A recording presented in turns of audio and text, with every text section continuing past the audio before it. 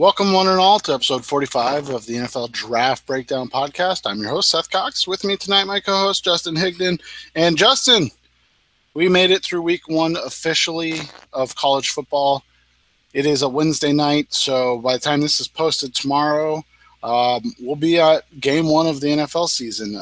Quite the journey through the offseason of hot takes and recaps of just terrible scouting that happened between us and others in 2013. But week one in the books, a lot to talk about. How was your weekend, though? It was good. I actually, for all the young people listening, I was actually at my 20th high school reunion, so I'm definitely dating myself. I was in Columbus, Ohio for that, so I got a chance to watch my Buckeyes play live and set a school record for total yardage against Bowling Green. And we'll get into this a little bit more later in the show, but the Buckeyes look phenomenal. And they were having – Seth and I watched Ohio State play Northern Illinois and slug through that game last year.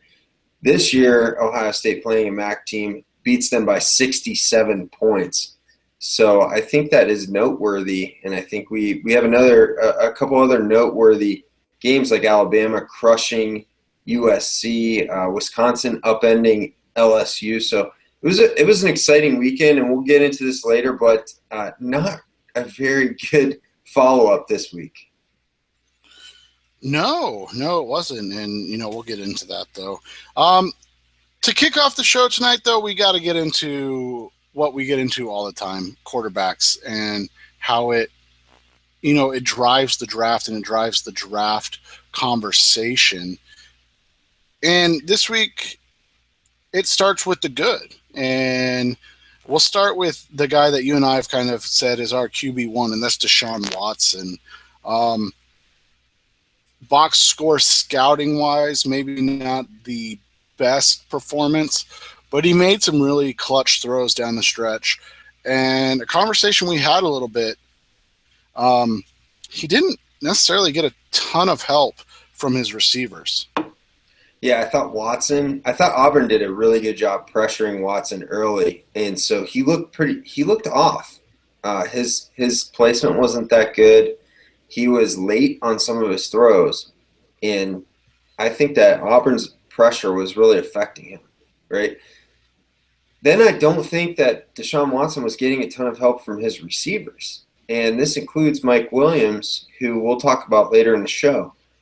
But I don't think that Watson was getting a lot of help from these guys as far as fighting back to the ball, coming back, extending. I saw Artavis Scott alligator arm a throw, which he might not have been able to get his hands on at all, but he went up for a throw. He definitely was afraid to get hit, and that almost ended up being an interception. We saw a couple passes dropped in the end zone, and it was a late throw in the red zone to Hunter Renfrow, who I don't believe is a very highly touted recruit. He makes a fully extended catch late in the game that really proves to be the winning score. And so Watson picked up his performance as the game went on. He did make a couple clutch throws, as you said. Running the ball, I'm worried about this guy because he doesn't look like a really fast runner. Like, he's a pretty elusive guy, and he made some plays where he avoided pressure and extended the play with his feet. But I don't think he's not like anywhere near RG3 fast. I don't think he's necessarily more than a high 4.6 guy, and he will take some big hits. So I worry about his health. We talked about his frame in the offseason and him being vulnerable to injury. He made it through all the way through last year coming off injury, which is a positive, but you just worry about this guy taking shots. And he took a few. Auburn really did a nice job on him. But I think all in all, it's not a terrible game for Watson. I don't think that you need to kill his stock or anything off this game. He made some nice back shoulder throws. His timing got better as the game went on. And I think his mobility and his release, the way he throws the ball, is very smooth. So I still think he's a very good prospect. And Auburn was definitely geared up. They were geared up to try and upset Clemson, and Clemson held strong and was able to pull out the win. Yeah, Clemson almost let them at the end. Um, Clemson almost let them at the end. Auburn, they kind of have to figure out their quarterback situation, but I was impressed overall by what Auburn brought because nobody really expected Auburn to even be close this game, and so to have a Hail Mary attempt to win the game at the end. Let's talk about maybe the big gainer this week, a guy that's going number 1 overall in Matt Miller's NFL mock draft right now to the Browns. Is that the Browns via the Eagles, or is that the Browns? I didn't really focus on that part. I think that was the Browns' actual pick. As far as he was concerned, yeah. And then I think he had the other pick at 7 or 8, so right around there. So we'll see what happens on Sunday, but that seems realistic one way or the other. So DeShone Kizer, you and I talked about this before. We both said he is a very good prospect that has the potential to do good things, but also has the potential to be held back behind a Malik Zaire type, who we thought was the better fit for what Brian Kelly wanted to do on offense. And yet DeShone Kizer looked like the best quarterback in the country on Sunday night against Texas. Would you agree with that statement? I think he looked like potentially the best quarterback prospect in the country. I don't think he had the best game of any quarterback this weekend, but the thing is, like, I know what people were talking about when they thought Kizer could, or when they thought Zaire could run this system better, but we questioned that when we talked about Notre Dame a couple weeks ago, because Zaire was the guy that only had 3 starts, and Kizer was the player that had 11 starts, and really, when you add in a game where he came in for the injury, he plays this game, he's played for the most part what's in effect about 13 starts worth of football. He's now the clear-cut starter. I don't understand really why this game was what it took for him to beat out Zaire, but he's certainly the better pro prospect. He looks like the better college quarterback. He's got a very strong arm. I thought he really showed a lot of poise. I thought he showed some really good touch. He has zip on the ball. The throw that he made to Torrey Hunter's kid in the end zone, where Texas does not get called for targeting, but the play was broken up. I believe that was a 3rd down throw, and he throws it over top of one defensive back and in between 2 others. It was a very gutsy throw, and yes, the receiver almost got killed, but that throw was there, and it was a big-time throw. And he made a couple others that really impressed me, and I think it's a little bit early to crown him and say he's the number 1 overall pick, because again, he's a redshirt sophomore, and we don't see redshirt sophomores declare that early at any position. And honestly, truthfully, if he gets the whole year, I don't want him to declare. As a fan of football, I want him to go back and do it again, because, like you said, he had 10 games last year, 9 games last year. Mm-hmm. And he wasn't great in all of those games. I mean, he was a redshirt freshman. You don't expect him to be. And let's be honest, he didn't even win the starting position as a redshirt freshman. Malik Zaire won that position.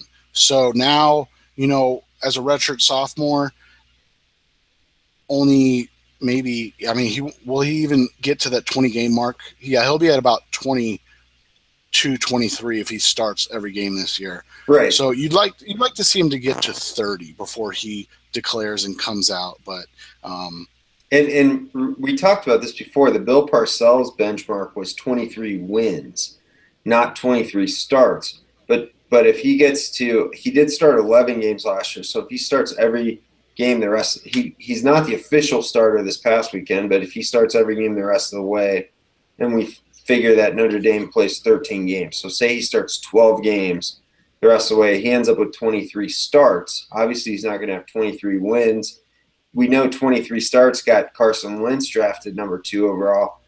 We also know that when we look at redshirt sophomore quarterbacks, we don't have a great track record. Jameis Winston, though, redshirt sophomore, he's looking like a pretty good pick. Johnny Manziel, terrible pick.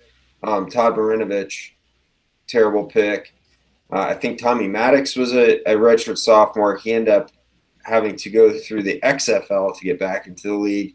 And there are a couple others I'm not remembering off the top of my head, but it does not have a good track record. And so we're right to say that we would like to see him back. But again, if he has such a good season where he is vaulted into the same conversation as Watson, he's going to have to consider coming out.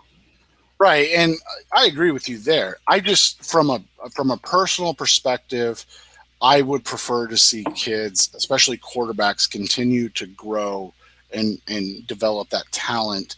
Deshaun Watson's going to hit 30 starts just about this year because he'll hit 30 starts really soon because he started as a freshman. I started thought he got all last year through his freshman year, but yeah. And so you look at it and you just want to see these guys continue to progress and do it consistently. And like you said, if he does it again next year, so yeah, he's at 24. So 6 more games this season, and he'll be at Watson will be at the 30 number. So, he's got to be right around because they went 14-0 14-1 last year. Yeah. So he's going to. I think Watson declaring is a no-brainer. We talked about Greg Gabriel last year, talking about how Jared Goff should stay in school, and one of the things Gabriel talked about was having a guy start for 3 seasons. Goff did have that, and so he did declare. But if Kaiser declares, he will have only really started 2 seasons. Watson will have started 3 seasons. So different guys, different scouts, different personnel people have different benchmarks. And I think you have to evaluate it on an individual basis. Was Jameis Winston a better quarterback prospect than Johnny Manziel, even though both only started for 2 years and were redshirt sophomores? I think that was a no-brainer for most people. And I liked Johnny Manziel as a prospect, but I liked Jameis Winston as a prospect better. And I think Kaiser has a great jumping-off point. But let's not forget that Texas was a 5-7 team last year, and that Notre Dame lost that game. Yeah, they did. On the flip side, Mitch Leidner. Man, we've had some takes on this guy. Could be a first-round quarterback. After one game against the Oregon State University, you texted me and you said, I think he's draftable now. But I think that was your way of giving him a compliment. Was it not? It was. Yeah, it was. Because, first of all, I've been completely shocked that he's even been discussed in the area of the first round or in the area of the first 2 days, really. We've talked about Leidner and why he's not a great prospect, and I think he showed that on Thursday night when I'm texting people and talking about Leidner and they're complimenting Oregon State's cornerbacks, who frankly I can't even name. Not to say they didn't play well. I think that they did. But Mitch Leidner, I will give him props for this. He took them down the field and he got a score to get them ahead late in the game, but he did not play like a first-round player, not in the least. And his ball placement is bad. He throws he forces his receivers to make ridiculous adjustments. He throws behind on very short passes. I don't think he has a great feel for when to put a ton of zip on the ball and when not to. I do recall a really good throw that he made to the left sideline. I think it was an out beyond the sticks. I'd have to look back at that tape, but there just isn't anything there that says first-round pick with this guy. And the only thing that you can maybe point to is that he is a big guy. And at one point, I recall Oregon State had him dead to rights, basically sacked in the backfield, and there's a guy hanging on him, and he's able to dump the ball off out into the right flat just to make something out of nothing. So if you really value a player who just can make something out of nothing with a guy hanging on him, even if it still doesn't result in a first round, then I guess Mitch Leidner is your guy. If you think that he's an NFL starter, I think you have to have a ton of patience and a really, really good coach. And I just don't think that a guy like that is worth that kind of investment. So is he draftable? Like, is he a late round pick? Maybe. To be honest, I thought he looked better than I thought he would look, but he didn't look good. And on the other side, or continued to kind of go down that route, Chad Kelly. Man, the takes were flying with Chad Kelly.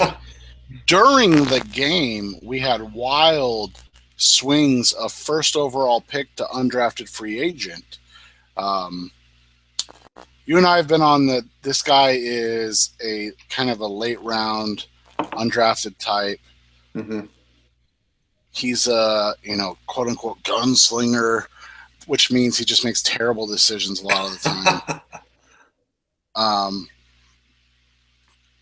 And I haven't seen anything that just screams first round pick. Now I'm making fun of it and you're making fun of it. And we know what this means, that the Browns or the Browns are going to take him at the top of round 2, or the Cardinals are going to take him at the end of round 1 in 2017. Like, you and I have lived this already. So, but were the wild swings of opinion on Kelly basically indicative of who he is as a prospect? The wild swings in opinion are indicative of how people evaluate quarterbacks, which is one play at a time, which is not the right way to do this. It's not the right way to go about this. And if you look at Chad Kelly, if you zoom out, I borrow a term from my buddy Matt Kelly, who does a fantasy podcast at Roto Underworld, and he's got a site, playerprofiler.com. It's one of my favorite fantasy football sites. And he talks about zooming out on a prospect. He and Evan Silva did a fantasy podcast recently where they talked about zooming out. So if you apply this to draft, where you zoom out on Chad Kelly, and you look at Chad Kelly as a transfer, Chad Kelly will be a 24-year-old rookie. He's a guy who's had legal troubles. He's a guy who hasn't played that well on the field. He's a gunslinger, as you said, which is a nice way to say that he is risky. He's also a good athlete. He's got a good arm. He's like the most dangerous example. He's like the most dangerous version of Johnny Manziel, like the most risk-taking version of Johnny Manziel. He's like a bigger, stronger-armed, worse version of Johnny Manziel. Right, or he's like maybe like a better, more talented version of Baker Mayfield from Oklahoma. That doesn't make him a first-round prospect. And just because Ole Miss got up 28-6 against Florida State the other night doesn't mean that Chad Kelly's a good prospect. But that's the kind of take we were seeing on Twitter, and that's the way people tend to evaluate these guys, on like a pass-by-pass, a week-by-week basis. It's not the correct way to do it. And I don't claim to be some kind of quarterback guru or know the secret for how to evaluate passers, but I think that it takes a much bigger picture evaluation process. And if you look at this player, he's not the type of guy who goes in the first round. And unless he makes off the field, he's kind of like Zach Mettenberger, where he transferred from Georgia and goes to LSU, and he still had like whispers of him having off the field kind of concerns, and he goes in the 6th round. Why do we think that Chad Kelly's off the field concerns, where he threatened people with a machine gun after he got kicked out of a bar? Why do we think that's just going to go away in the eyes of NFL scouts? It's not. It's not going to go away. And he did not play well down the stretch, and he threw 3 interceptions in a game. Chad Kelly is exactly who we thought he was. He's exactly who we said he was. And it was crazy to me that just like went away in the first half just because they were winning by 22. Ended up losing that game, and Chad Kelly ends up showing his true colors. He's not a first-round pick. And frankly, to me, he's an undrafted free agent at this point because I wouldn't want to spend a draft pick on a quarterback that I don't believe anybody on my team is going to take seriously as a leader. Let's go. Actually, let's stick with one more quarterback question here. You and I have talked about this. We had people that listen to the show text us about this. We had people that don't listen to the show text us about this. Greg Ward is a fantastic college football player. Fantastic. I want to put that out there first. He is the engine that makes that Houston offense go. He is going to continue to put them in a position to be in another, high-ranking bowl game. And I wouldn't be shocked at the end of the season if there's even a little Heisman talk. I'm not saying he's going to win it or anything like that, but that is how good of a college prospect or player he is. He is not an NFL quarterback by any means. And that was the text that we got from several different people not associated with our show, and those that do listen and then those that don't listen all text us the same thing. Right. We have people that have been supportive of quarterbacks like Rakeem Cato and Vernon Adams, who are small, thin quarterbacks, college quarterbacks, prolific in their offenses. But those same people are not supportive of Greg Ward as an NFL quarterback prospect. So I understand the movement is to say that a lot of players don't get a fair shake because of their build and because of the offenses that they're in. And I think that is a fair criticism. We definitely talked about that with Vernon Adams. I actually compared Vernon Adams to Rakeem Cato and kind of said, if you're high on Adams, why would you not have been high on Cato? Of course, I wasn't high on either one. We did say that Adams was draftable. He ends up going undrafted. He's in Canada right now, as is Cato. Now, Greg Ward, as we talked about a few weeks ago, he's a different type of prospect because I think he does have skills that translate to him potentially being drafted as a receiver. And he's very thin. He's listed at 185. I think it's fair to say he might be thinner than that. But when I see Greg Ward run, he's very fast. I think he's faster than a lot of these guys that we talked about. And speed-wise, I think he might be comparable to what Braxton Miller ran as he transitioned to receiver. Now, Ward doesn't have that kind of size.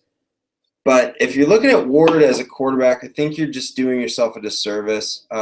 It's not at all that I don't think he can play college quarterback. I think he's a very good college quarterback. He looks like a Braxton Miller light running Tom Herman's offense. But you can see that the arm strength is just not quite there. Certainly the build is more on the frail side. Not that Ward has had injury troubles or anything like that.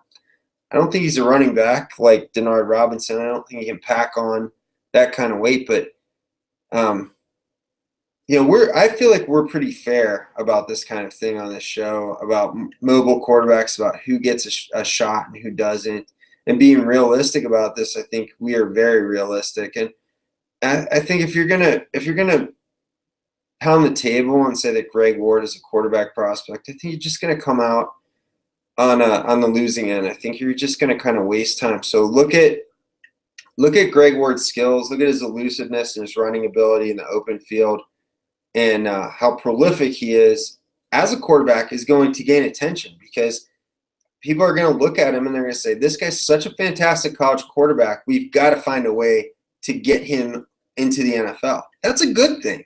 So don't think of this as a bad thing. There are a lot of guys who have come before Greg Ward that didn't have that kind of talent that just washed away. And if you look at Keenan Reynolds, who got drafted in the 6th round, as Navy's quarterback last year, the idea was to transition him to running back or maybe slot receiver. Greg Ward's a better prospect than that. So take that into consideration and think that Greg Ward might be more he could even sneak into day two. We've seen Armani Edwards from Appalachian State go in that range. It didn't work out, but that's a kind of player Ward is. He's got a role. It's just not at quarterback, and that's not a bad thing. He's that talented of a guy. And Seth, you're on mute, so everybody drink.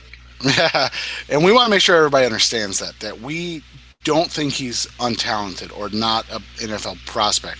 We just don't think he's an NFL quarterback. I don't think the NFL thinks that either. I mean, I think it's pretty obvious. Stock up, stock down, week one. This is kind of hot take-ish. I mean, it ends up being a little hot take-ish because it is one game. But I think that you and I are fairly fair and balanced as well. And we like to come back and identify things. Stock up week one. You talked about it earlier, Curtis Samuel. Strong game. Was maybe the best receiver on the field. Do you want to talk about that? Curtis Samuel might have been the best offensive prospect on the field for Ohio State. I think his main competition would be the center, Pat Elflein. But if you look at Elflein's profile, he's about 6'3", 300 pounds. He's kind of smallish. And he looked really, really good at center.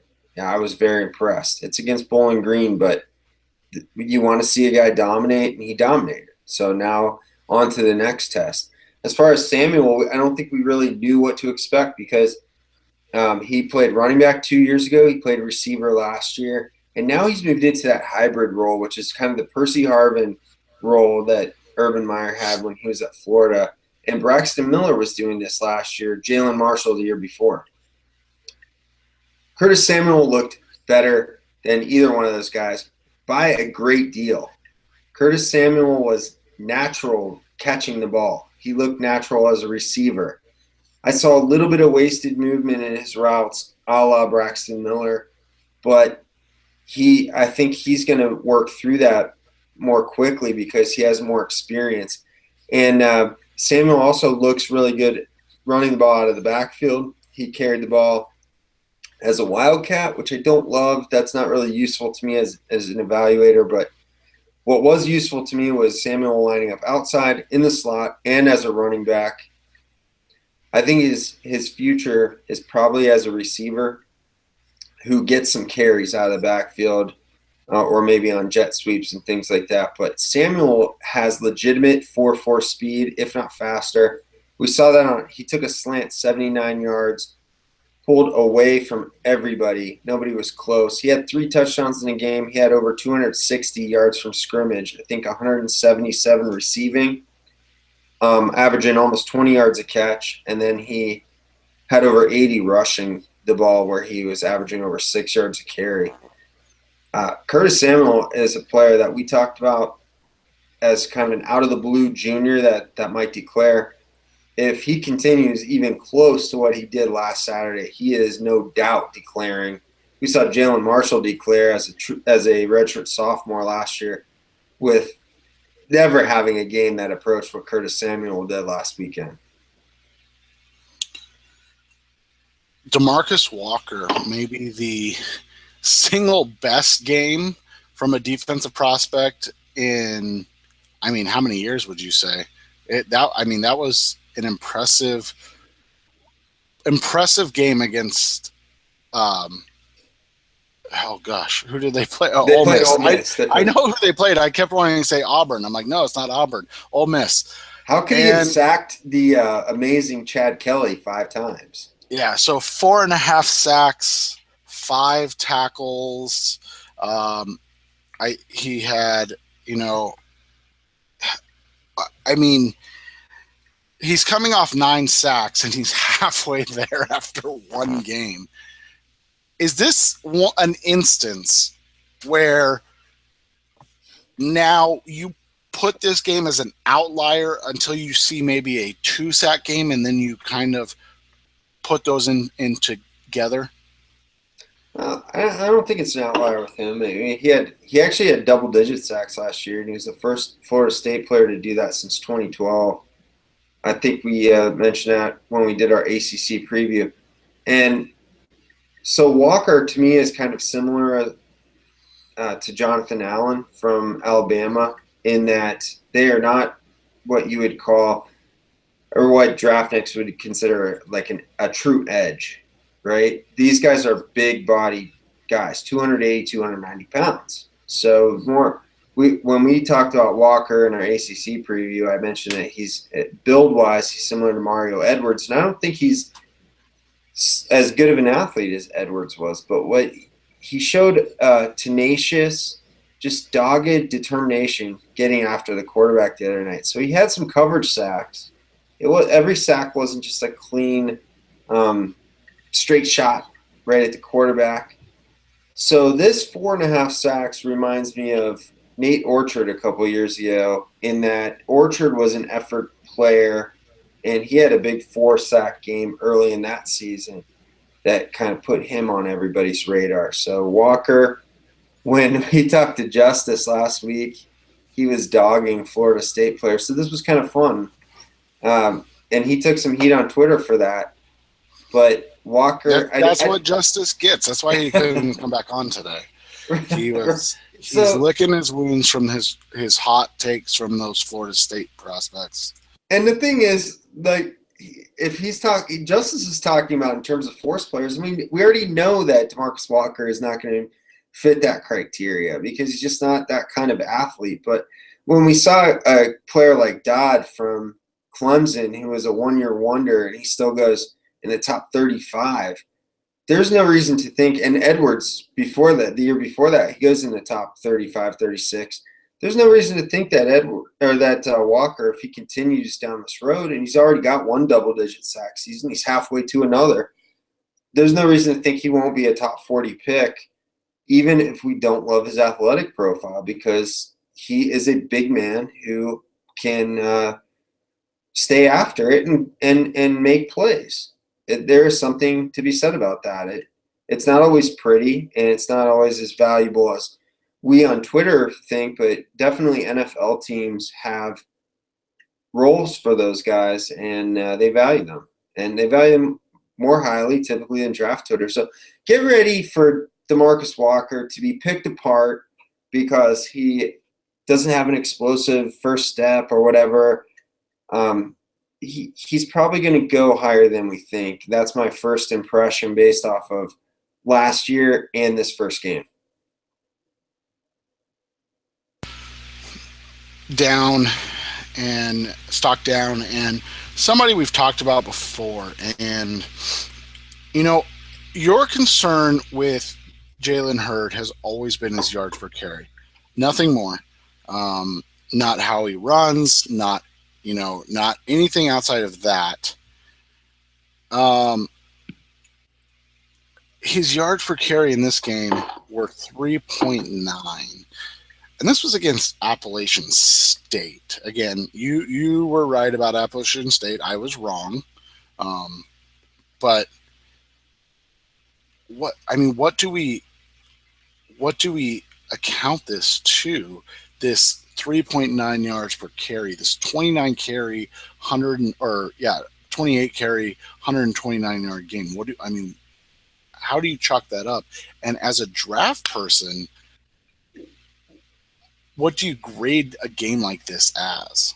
Well, my concern isn't just his yards per carry. It's how he gets those yards.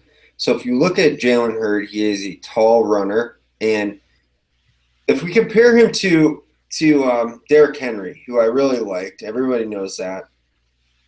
You look at Jalen Hurd's movements, and he is far less efficient with his movements than Derrick Henry. So Hurd kind of runs with the same kind of crazy legs that you saw out of Kenyon Drake, except Hurd is bigger at 6'3", 6'4", 240. He's got this crazy leg style of running. And if you look at him going through traffic, he's kind of got that going with his arms too, where he's like kind of he's flailing an arm, using it as like a rudder.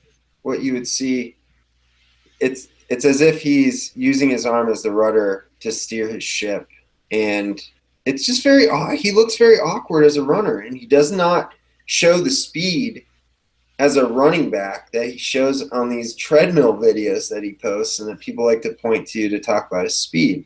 When he goes outside the tackle, he gets tracked down fairly easily. He has to break through that contact if he's going to gain yards. He's not turning the corner like we saw Henry do and then just picking up a head of steam and just bashing people. Hurd is getting hit and then having to regather and then pick up yards after the hit. And it's a very inefficient way of running. I don't think he's nearly as talented of a runner as Henry. And then late in the game, he fumbled as well. He was getting low. One of the things I did think he was doing well was when he was getting through traffic, he was kind of getting low and finishing runs pretty well, I thought. But late in the game, he got low, tried to finish a run, and he got the ball jar loose, and he fumbled the ball. He did have the game-winning, what turned out to be the game-winning fumble recovery in the end zone when Josh Dodds tried to dive for the end zone and fumbled himself, and Hurd showed awareness to get on that. But I just don't think he's that. I don't think he's a great prospect, Seth. He just seems like a mid-round running back. People are going to overhype this guy. He doesn't have the resume. The yards per carry is a concern of mine because it's telling me that he doesn't run well, that he's not that good of a prospect. If you just look at it on paper, he's not that good of a prospect. Then you turn up and watch him for several games on tape.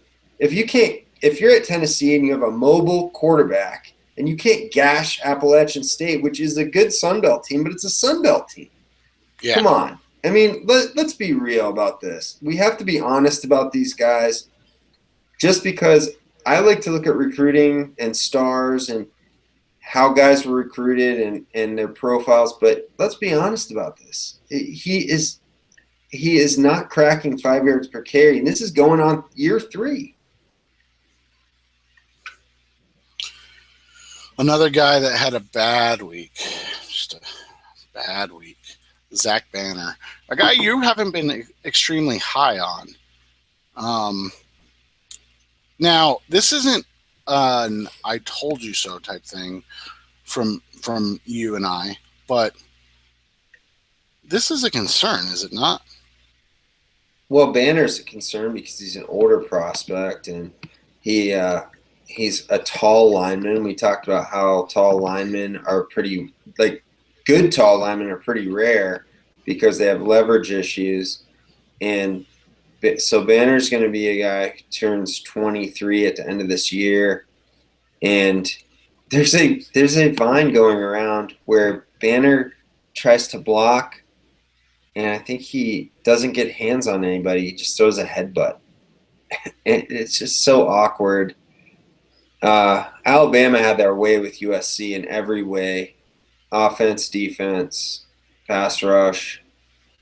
It was such an ugly game, and I just don't – one of the things we talked about with Banner 2 years ago as a redshirt sophomore, he was toying with the idea of declaring. So here we are 2 years later, and he hasn't declared. And he's the son of a former All-Pro offensive lineman, Lincoln Kennedy, and I just don't think it's going to click for this guy. He's had issues with being heavy. He's very tall, as we mentioned. He was listed at 360 pounds. So 6'9", 360 pounds. What you're going to hear when Banner gets invited to some All-Star game, you're going to hear Mike Mayock go, he's right tackle only. He's right tackle only. And we've seen that work out in very few cases. So I don't think Zach Banner is a very good prospect from what I've seen so far. It's quite shocking to me if anybody's considering him as a day 1 or day 2 pick. I just don't think it's going to work out. Another offensive tackle that was getting some early round hype. Justice came on last week, and again, he ripped this guy to shreds. Yeah, destroyed this guy, and then this guy went out there and played like that, like Justice was right. So Justice was 50. Justice destroyed him, and then on Monday night, he got destroyed in real life. Yeah, exactly. So, Roderick Johnson. Um, I mean, what is there to say about this guy? Justice hit it on the head on this one. He took the loss on Walker. He hit this one in the head. I think we just wash our hands of it. And I think as a prospect, we're at a point where there's not much more to discuss on Johnson until he begins to play well, actually. He's a junior, so he doesn't have to declare, but he didn't look like professional offensive lineman prospect on Monday. And the thing about this, which is stunning to me, is that Florida State's offensive line of late, they have not looked like professional prospects. So we look at Trey Jackson a couple of years ago, Bobby Hart, and others. And Cameron Irving was a prospect that I think we both liked. But looking back, the problem with Irving was that he played left tackle for 1 year. He played defensive line for 1 year. He played center for half a year. And we really had to look at his half year of center to find the positives. So I personally feel like I may have misjudged that, or I may have put too much stock into the games that he played at center, although he has looked decent in this preseason for Cleveland. It's been kind of hot and cold, but I've seen some positives. But other than that, these Florida State linemen have been troubling to me, and Johnson just looks like, you know what I hate? I hate when guys get propped up just because where they go to school, because that kind of propping keeps them there all year, and then we have to see these foolish arguments about these guys all year, and they end up not being that good. And the writing is on the wall from day one, and a lot of people choose to ignore it. And I hope that's not the case with Johnson, or I hope he gets better, ideally. Anything else with the stock up, stock down? Any players you want to mention in passing as we head towards a very not great very not great slate of games for week 2 in college football? No, I mean, I will say, just to be generic right now, that I don't think Clemson's receivers played very well this week, but I want to get into more detail on that a little bit later.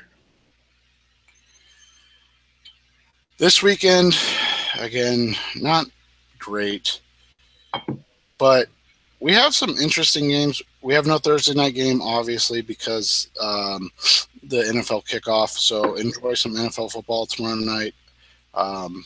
I'm taking the Panthers, I think. I don't know about you. I don't even know who's playing, Seth.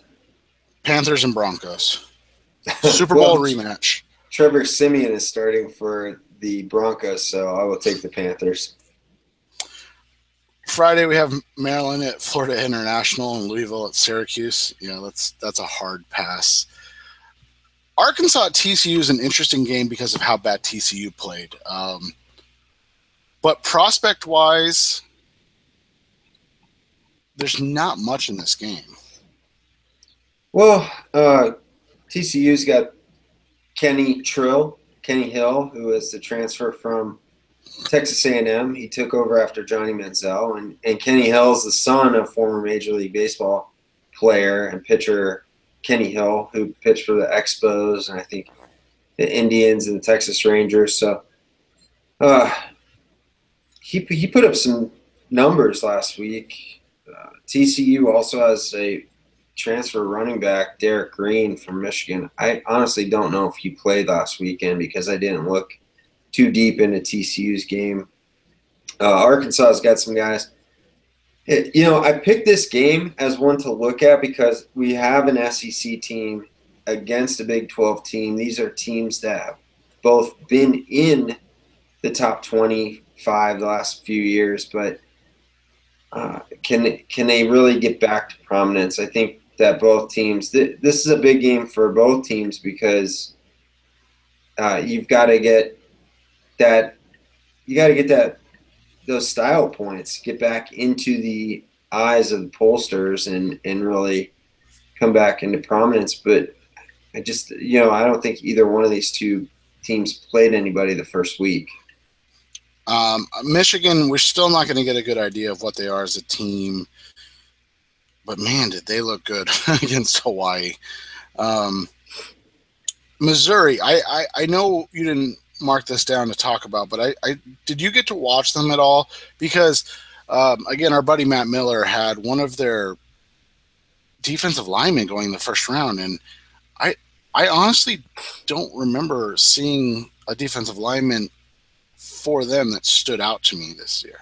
Was he talking about Charles Harris? That Because is who we talked about. Yeah, I know we glossed over him, but I we just talked about him in the Big 12 preview, and I said that I wasn't very high on him, and I did not see Missouri this weekend, but I saw some of the takes that were kind of suggesting that he was too reliant on a spin move, and that's just kind of the player that I think Harris is.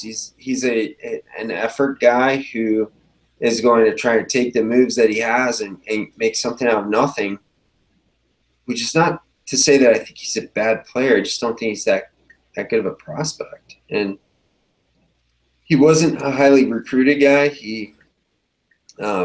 I don't think he really stacks up to a lot of the guys that to Shane Ray or even Marcus Golden from a couple of years ago. Right. So Great pass rusher. Yeah, I'll have to look more at I'll have to look more at Harris this year, but I wasn't impressed with him per se coming into the year. So, if he's being touted, I'm not surprised because he put up numbers. It's funny because guys end up getting touted because they put up numbers, and then I hear that I look at stats too much.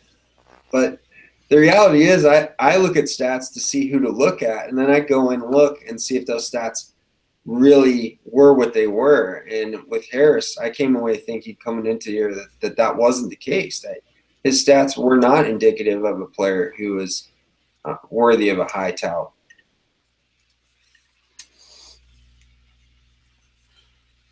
The next game on the list to kind of talk about real quick, your Ohio State Buckeyes taking on Tulsa.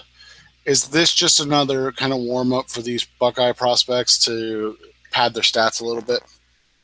It should be. I think it's a little bit better of a challenge than Bowling Green was last week because Bowling Green had lost their starting quarterback. I mean, Matt Johnson, let's be honest, I know he is a PFF hero. He's a pro quarterback.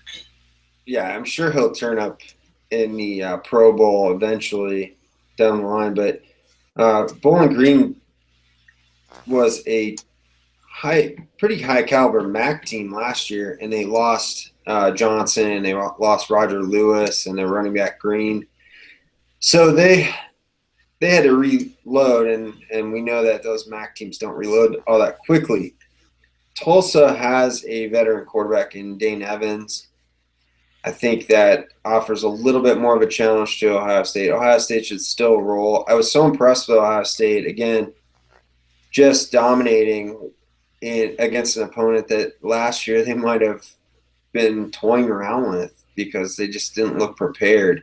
This year they look prepared. They look young, hungry, and fast. I'm excited to see how Curtis Samuel, J.T. Barrett, and some of these other guys on the defensive side, Raekwon McMillan, Sam Hubbard, follow up last week's game. Bama gets to bury Western Kentucky. Can Western Kentucky score more than USC against Bama? Absolutely they will. Absolutely they will, because Alabama will call off the dogs. This was a statement for the nepotism of Lane Kiffin. Yes. Yes, the nepotism of Lane Kiffin. He saw that tweet. He did that with two quarterbacks. Three, I think, right? One of them was kind of scared, and they had to pull him.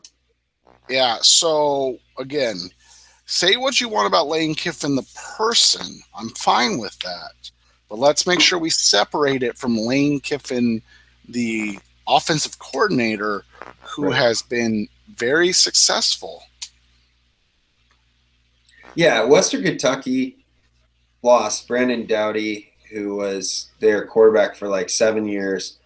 But they have their all-time leading receiver, trying to remember his first name. It's Taywan Taylor, I believe is the guy's name.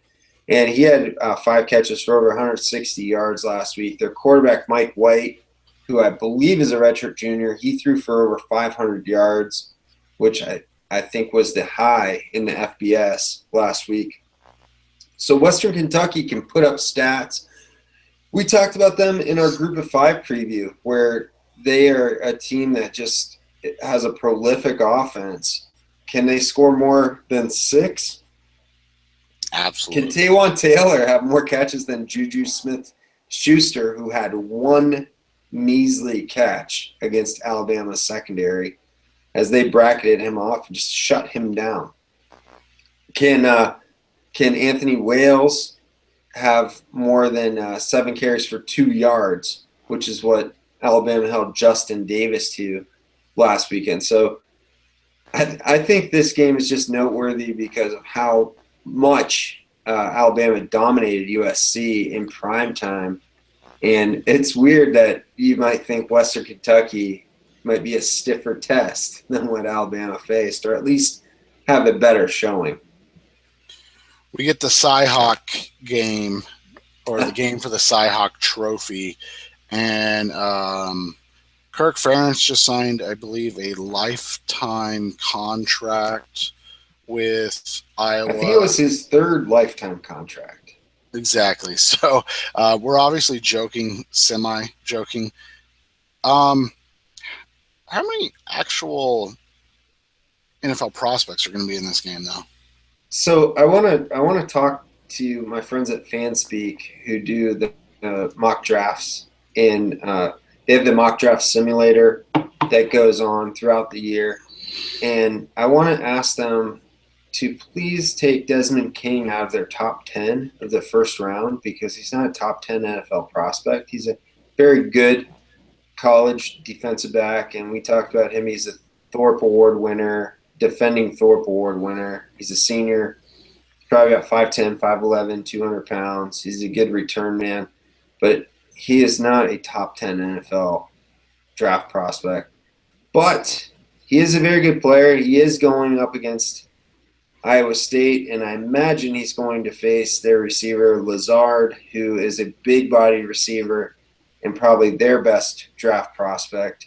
So that's why I put this game down. You have an intriguing matchup in the secondary. I think Iowa walks away with this win, but you do have that one-on-one kind of prospect matchup that we like to look at as draftniks. The final game we want to talk about is Virginia Tech at Tennessee. Actually, it's Virginia Tech versus Tennessee in Bristol, if I remember correctly. Oh. Let me make sure. Hold on. Virginia Tech at Tennessee in Bristol, Tennessee. So, yeah, I don't know what that means. That's their racetrack, the NASCAR racetrack.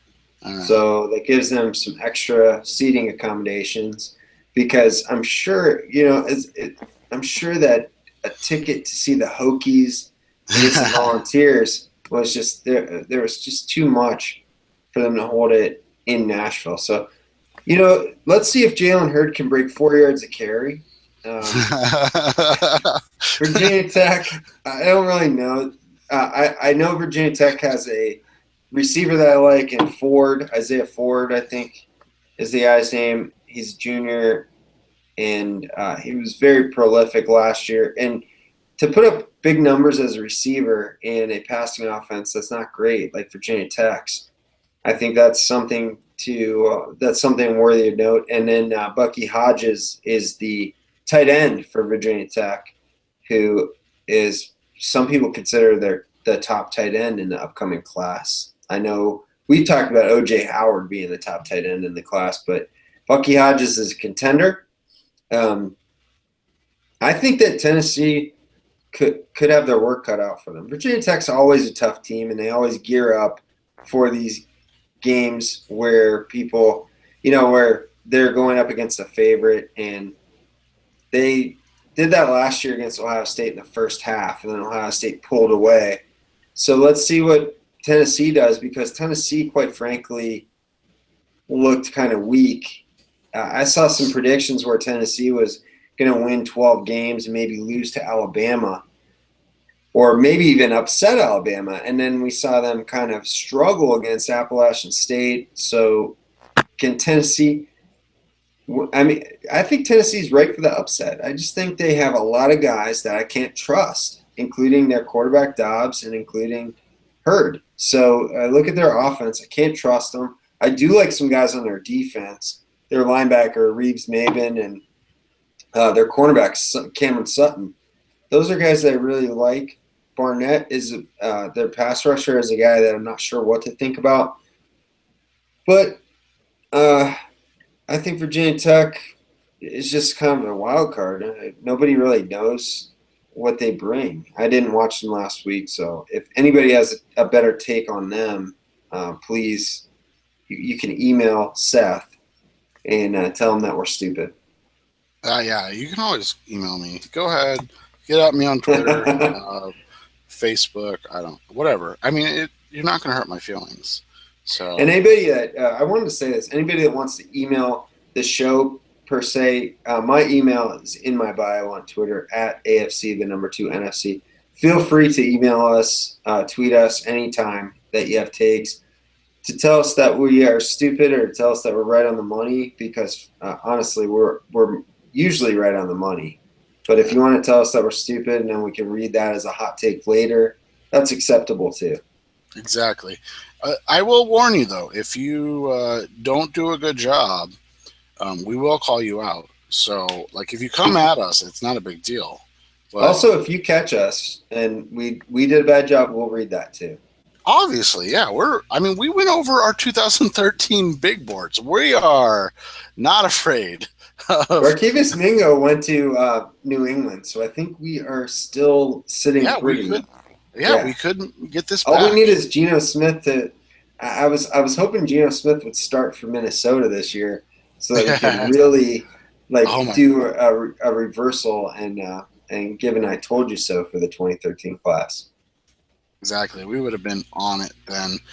Hot takes. Let's end on a couple. I've got one that was sent to us via David Meh at David Meh on the Twitter. This was fantastic, and so an outraged Jew was the one that pulled this up from, I believe it was Walter Draft. Was that correct? It was Walter Football. WalterFootball.com. So we want to make sure we give credit where it's due, and it said the caption is on why the Miami Dolphins would select Leonard Fournette, and then the quote is, it's a picture of the quote: Leonard Fournette would be all that and more. He's a better prospect than Ezekiel Elliott, who went number 4 overall this past April. Unlike Elliott, Fournette probably deserves to be drafted this early. And then an outraged Jew said, "Okay, guys." So that was a strong hot take. See, those are what we like, guys. That gets the juices flowing, because these are one of those takes where you're not just taking a shot at one prospect, but you're taking a shot at the NFL as well about, how can you not be involved in the NFL? But, I'm going to take a shot at the NFL for what they did. And when Ezekiel Elliott runs for 1,400 yards, 12 touchdowns, and wins Rookie of the Year. Yeah, Rookie of the Year on a 10-6 Dallas team, we will revisit this take as well. So, and that, again, that's not to say that you and I don't think Leonard Fournette is going to be very good. We do. We both have said that. We both think. I think we've actually defended Fournette on the show because people are already ripping him apart, picking him apart. And one of our biggest things that we try to do, and we don't always do it well, so don't fault us for this, but one of the things that we do try to do is we try to rationalize our thoughts on a prospect without having to tear down a prospect in the same sentence. So we don't need to say we think Leonard Fournette is good and Dalvin Cook sucks. Right. that's not how we try to do things on the show. We try to focus on individuals, not necessarily comparing them to other people in the same class. It's not really what evaluation is. You're looking at individuals and what they can do. Exactly. So this was a great take, David. We very much not only appreciate you listening every week, but shooting this over to us, because that is exactly what this show is all about. Finding wonderful takes that we can make fun of time and time again. And then we'll bring it back up, at the end of the season. We'll bring it probably back up next week when Zeke goes for 125 yards and 2 touchdowns in his pro debut. And then we'll bring it up in the middle of the season. And then we'll bring it up when he's at the Pro Bowl. And then, we'll bring it up right before the draft again. And we'll bring it up after that too. Yeah, so we will. After Fournette goes about in the mid-20s, and again, it's not a bad thing, and we'll be like, well, in this wonderful class, that was as high as he could go. Yeah, Fournette, by the way, put up pretty good numbers last weekend. He was the only redeeming factor in LSU's loss to Wisconsin. So we mentioned him in the preview going up against a defense that was 4th in the country against the run, and he did start slow, but he got his. It was everyone else that kind of stunk. And I don't mean to beat a dead horse, but you have all this talent on defense. You have the best running back in the country, probably. How do you not have one viable option at quarterback? How is that earthly? And it's not just this year. I mean, when was the last time you looked at it and went, they have a good quarterback? Was it Matt Strangely Flynn? enough, it was Mettenberger, who was a decent enough college quarterback to actually win them some games. But they have, really, really struggled at that position since he left, and we did not even like him as a prospect. I really didn't like him as a prospect, and that's proven to be a good call, as he's been waived several times. But in college, and it might speak to the receivers that they have, but they have good receivers now, and it's just not getting done. I want to say about Fournette, we kept seeing takes that Darius Geis was a better running back than Leonard Fournette, which was reminiscent of the Kenyon Drake over Derrick Henry takes. Darius Geis had 2 carries, and Fournette had 23. So let's just wait. Isn't Kenyon Drake hurt already though too? Oh yeah, that would be shocking if that were the case. And Derrick Henry's good. I mean, come on. I thought I saw that he was injured. He was injured throughout training camp. So, and again, Geis 2 carries, Fournette 23. So let's be realistic here. We can't even say that a guy is better than another guy when he gets 1/10 of the carries. So I've been teasing this hot take for the entirety of the show. We talked about Deshaun Watson, and I want to talk about Mike Williams, had came back from a neck injury, and he had 9 catches for over 170 yards, which seems really, really good on paper until you watch Mike Williams play against Auburn, and he couldn't separate. He dropped a couple passes in the end zone that Deshaun Watson put on the money. He made what some people called a circus catch, where it wasn't a great pass by Watson, but if Williams makes the catch initially instead of batting it up in the air to himself, it's actually a better catch than the one that he made. He made it harder on himself. But I want to talk about Matt Miller at NFL Draft Scout. He said, he tweeted a video, a very brief video that says, is Mike Williams Clemson's next first-round receiver? And it's a very short Bleacher Report video. It's not Matt's own words, but it's what NFL scouts are saying about Mike Williams. And it suggests that they're saying he's the top senior receiver. That video calls the receiver class weak. So I assume that's referring to the senior class, which when we talk about receivers is always kind of a dangerous statement to make because receivers are often players who come out early. We see a ton of underclassmen receivers declare every single year. Let me say this. If Mike Williams is the best receiver in this class, this will prove to be a very bad class. He did not look like a first-round pick to me. I was kind of surprised that people were so excited about his performance last Saturday. I think it's exciting that he returned from a severe neck injury that some people thought would end his career. But Mike Williams did not separate well. He dropped several catchable passes. I thought that he didn't fight through contact from the Auburn defensive backs as well as he could have. I think he made a couple of very good back shoulder catches where he showed some body control and he showed the ability to come back to the ball. I do like that. But if we look at only back shoulder throws from receivers, then we end up elevating some receivers that just are guys. It happens every single year. The back shoulder pass, to me, is more of an indicator for a good quarterback than a good receiver. I think that receivers can make that play better than I think that receivers can make that play more easily than the quarterback who's throwing it to them. So I think guys kind of get inflated when they make that play. When you look at the body of work, I don't think Mike Williams played that well as his numbers suggested.